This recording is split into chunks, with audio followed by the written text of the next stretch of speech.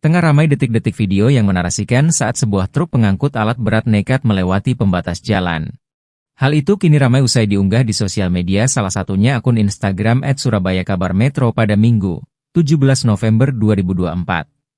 Pada unggahan, nampak perekam video menyorot momen saat sebuah kendaraan truk tronton warna hijau masuk ke jalan raya.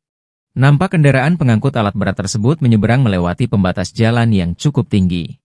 Seolah tak peduli, sopir truk lantas secara perlahan memaju mundurkan kendaraan guna mengambil momentum agar truk tronton bisa lewat. Saat di bagian tengah, terlihat kendaraan besar itu sempat tersangkut mengenai pembatas jalan. Belum diketahui asal-muasal mengapa truk tronton pengangkut alat berat ini bisa lewat di jalan tersebut. Hingga berita ini dimuat, belum diketahui waktu dan lokasi kejadian dari video yang kini viral. Video yang berdurasi 38 detik ini pun kini ramai ditanggapi oleh warganet.